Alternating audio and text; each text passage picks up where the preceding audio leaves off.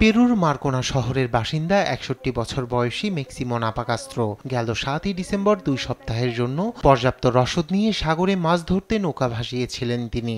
যাত্রার ১০ দিনের মাথায় প্রবল ঝড় হওয়ার কবলে পড়ে পথ হারান নাপা, ভেসে যান প্রশান্ত মহাসাগরের বিশাল জলরাশিতে।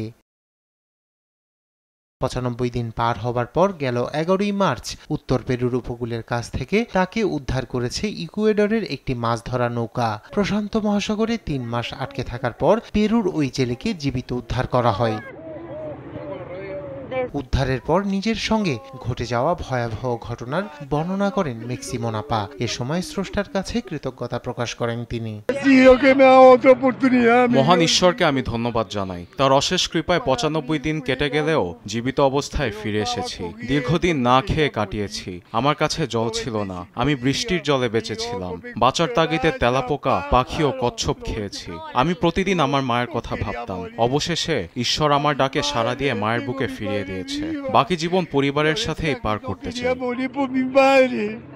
৩ মাস ধরে নাপাকে খুঁজে বেড়াচ্ছিল তার পরিবার ও স্থানীয় জেলেরা। তাদের সঙ্গে পেরুর সামুদ্রিক টহল দলও খুঁজতে নামে, কিন্তু ব্যর্থ হয় তারা। শেষ পর্যন্ত ইকুয়েডরের মাছ ধরার টহল দল পেরুর উপকূল থেকে প্রায় ৬৮০ মাইল দূর থেকে উদ্ধার করে তাকে। সে সময় মারাত্মক পানিশূন্য অবস্থায় এবং সংকটাপন্ন পরিস্থিতিতে ছিলেন তিনি। রায়হান কবির শুভ্র, নিউজ ডেস্ক, দেশ টিভি।